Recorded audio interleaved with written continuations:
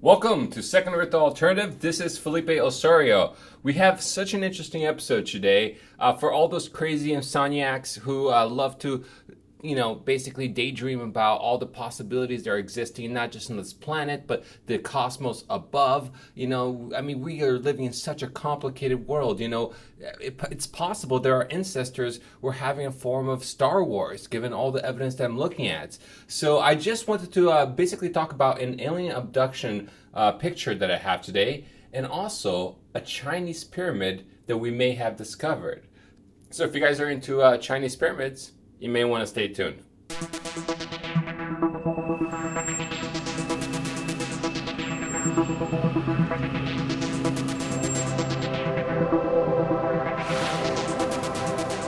Okay, so today I want to start off by talking about alien abduction. Specifically, I've had many alien abduction episodes, and we've had some people who have contacted us who have given us a lot of good information.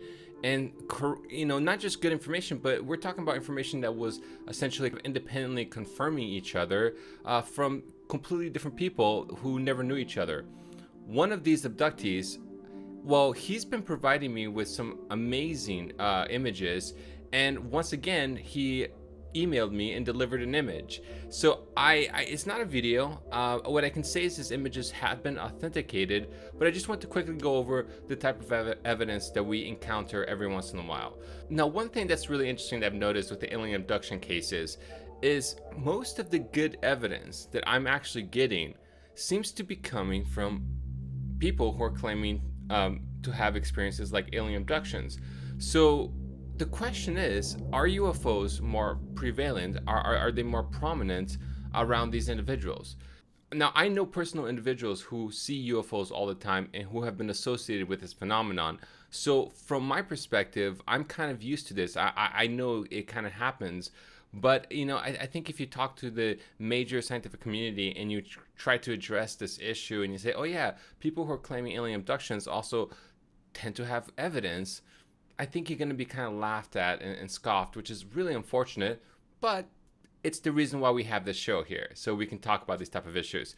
So let's go over this image that one of the previous alien abduction victims that had been one of my previous episodes. So basically, he sent me this image, and as I explained before, his images have been verified by authentication programs.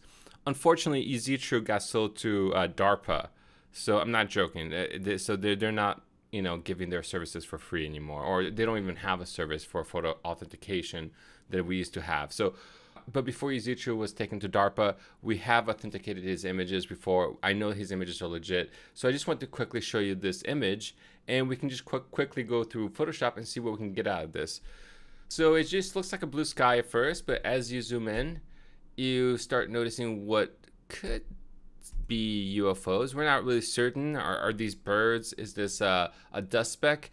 But I want to show you some of the processes that I go through in terms of trying to authenticate these type of images. So, or not authenticate, but trying to study these images or trying to analyze these images. So first of all, I'm just going to start off and crop this image. And then maybe I'll just increase the contrast just a little bit to give a little bit more definition between the highs and the lows. So already starting to look kind of interesting. I would say it's not particularly looking like birds to me, but it's hard to tell right now.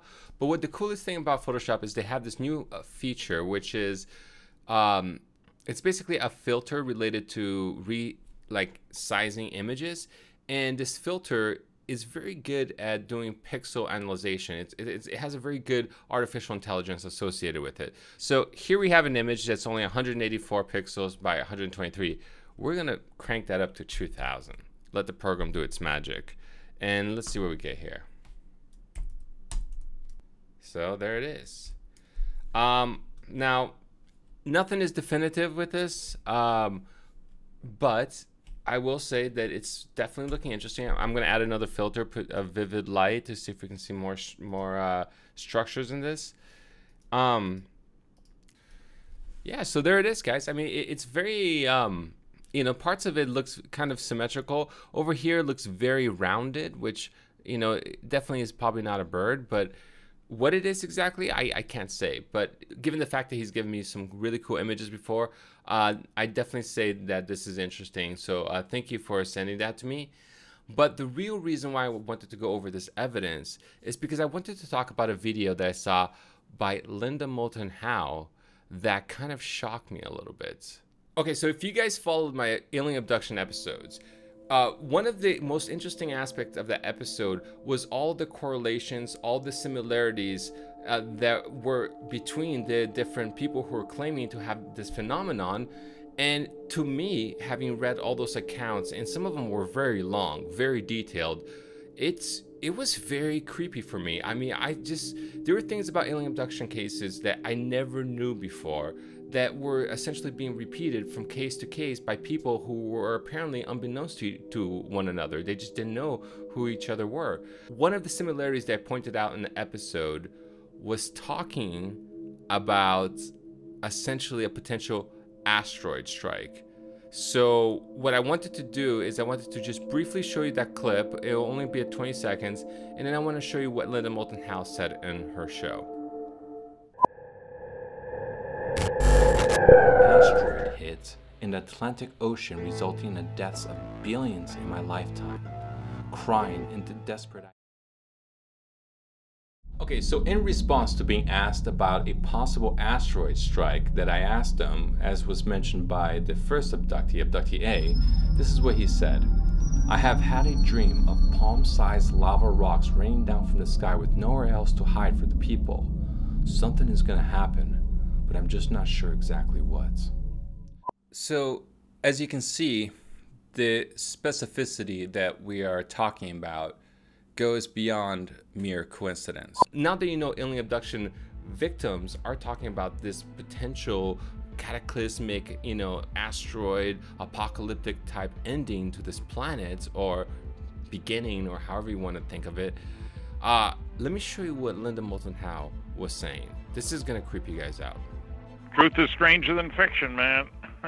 Well, Stan, I know that you and Kathleen must have run into, with abductees, them being shown three-dimensional holograms or dreams about some kind of existential threat to Earth. I haven't. I've been reading. Kathleen sent me a chapter they've done, a big, long chapter with details about the whole abduction scenario and surveys and stuff. And I haven't gotten through it yet. It's chock full of data so far, but I haven't gotten to a point where we've seen something like what you're talking about. That is where there was a story that, that's what we need to be doing. I've interviewed about 1,600 people now in the abduction syndrome, and wow. There really are common denominators. And one of the common denominators is vivid dreams, usually within 2 weeks after an encounter or an event. And in those vivid dreams, they're being instructed or told or explained why they were being abducted. And very often it is a projection of some sort. Lots of abductees think they're looking at something like a hologram that is projected in front of them. And it shows scenes of the Earth, fire in the sky, catastrophe on the surface of the Earth. Tremendous numbers of these have to do with global flooding. That's why I wondered if you and Kathleen have encountered that. Not that I know of so far, but there's plenty more work to do, things to go through, because there's a lot of data. They talk to hundreds of people. Right. And we have in our own history the strange, a lot of people think it's mythological, Noah's flood. Have you ever talked with anybody who has suggested that actually that flooding of the Earth periodically might be a part of the Earth's, we'll call it gestalt, along with the mystery of ice ages? I've heard words like that. Maybe this has been going on, and these aren't just myths. And we need to know more about them because it could be happening again. Exactly. and would beat the hell out of us if it happened. Right. And so I don't have an answer for you, but there's something I'll be looking for. I mean, I want to deal with the people who have had dealings with the aliens who know what's going on. And how much do we get from that? I don't know. So it looks like Stan Friedman might want to do a little bit more homework, because this is something that I wasn't aware of before I studied this. So the fact that I had these people telling me this, the fact that I analyzed this and essentially used this as one of the specificity that was amongst these alien abduction victims, and then to hear this, weeks, months later on a show by Lyndon Moulton Howe, I mean, you have to think that this is at least a form of independent confirmation, right? Unless everybody's just making up some weird lie from the exact same source, like everybody's got some like UFO Bible. So lastly, I wanted to go over Google Earth, and I wanted to give you guys a preview of what is happening in our next episode. I want to start off by showing you a Chinese pyramid that I discovered. Now, I don't know if other people have discovered the same pyramid. All I can tell you is I went to the general province where I've heard that there are pyramids, and upon searching the area, I discovered this guy. So let's go ahead and take a look. Double click over here and check this out. And if you guys want, I'm going to give you the coordinates right down here, and I will also leave the coordinates in the description for you guys. Look at this.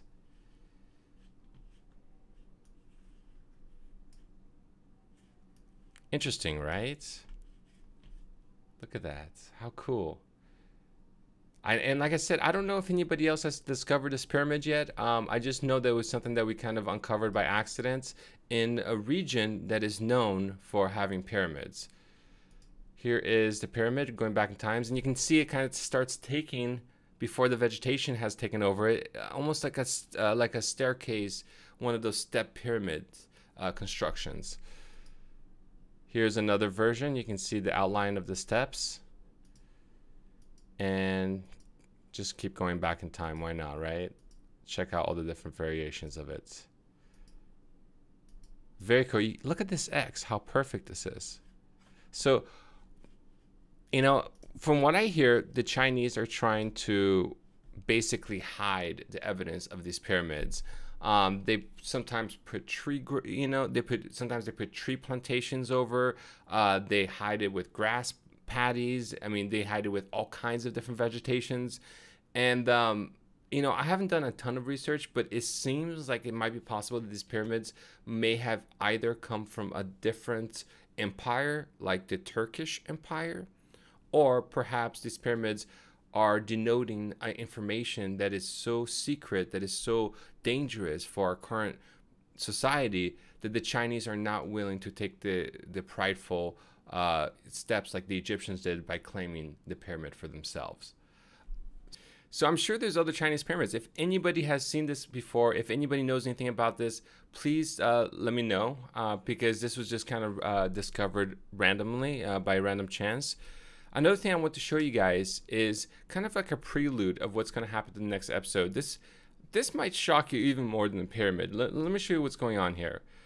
If you go to the Nazca lines, right? Everybody knows the Nazca lines. They're very famous because they have all this essentially like petroglyphs that you can be seen from the skies. And it wasn't discovered until rather recently when planes finally flew over this desert region. It's also considered to be one of the driest regions in the entire world.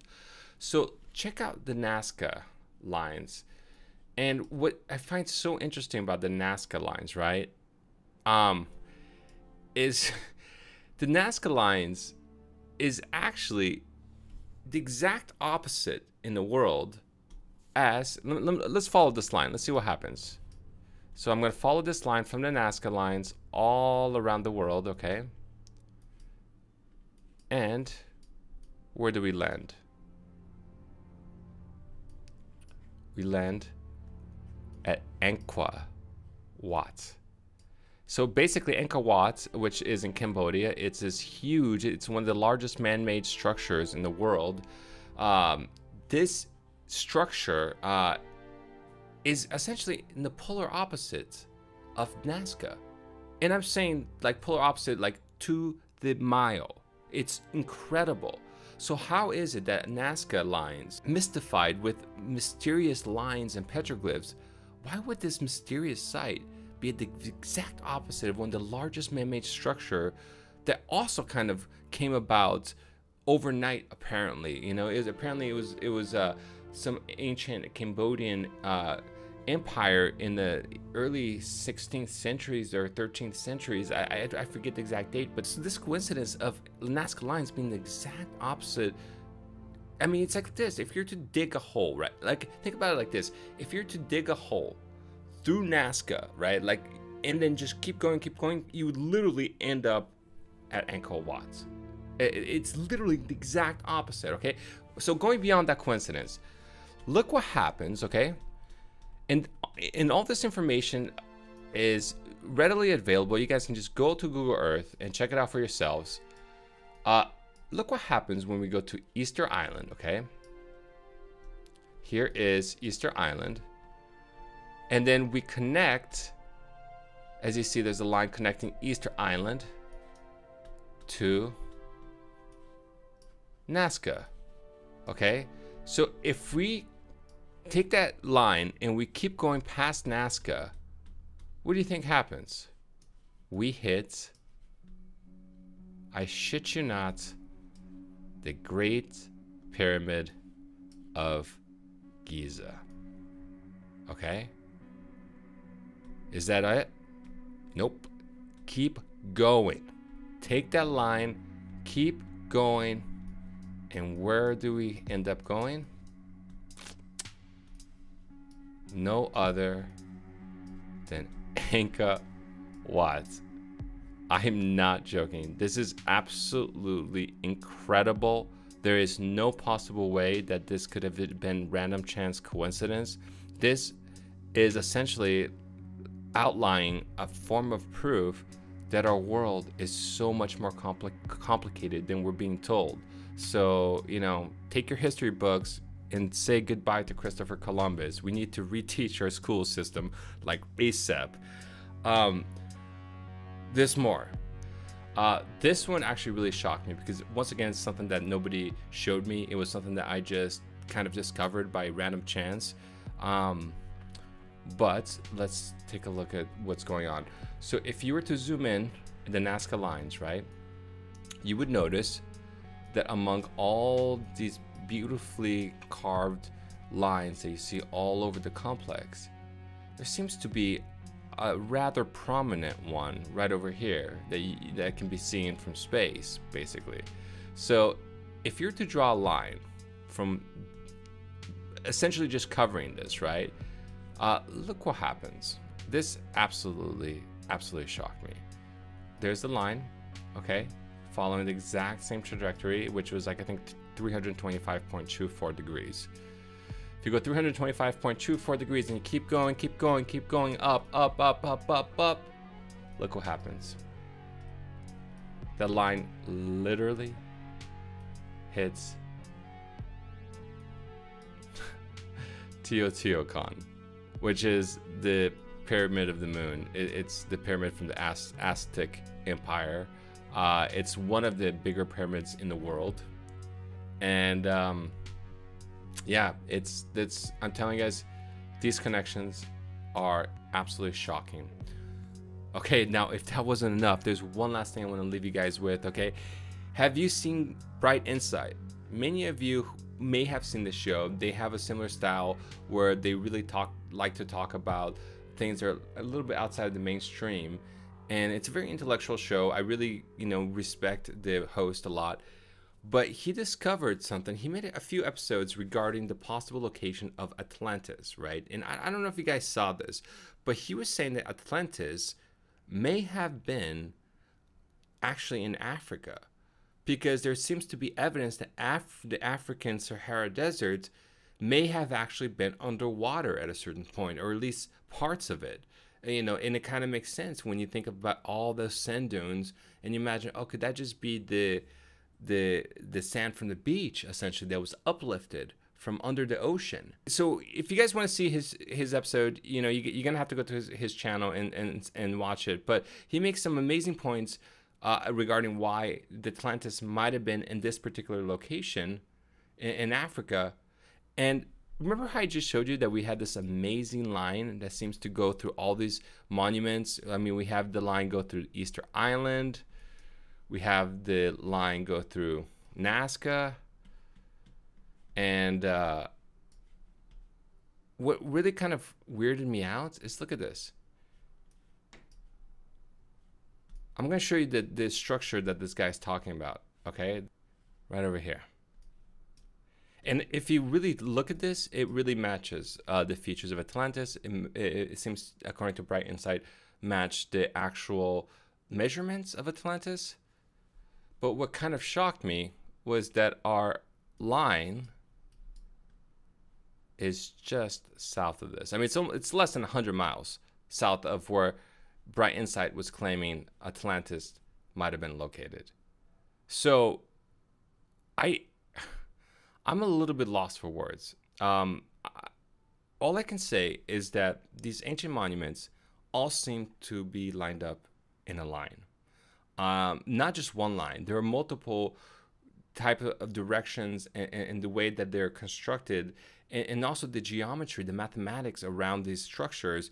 There is mathematic related. Their distances are not just random. Their distances follow the same type of patterns that you see in the Great Pyramids. They follow golden ratio numbers, so to speak. So what I wanted to do is I wanted to show you guys this to give you a prelude of the next episode.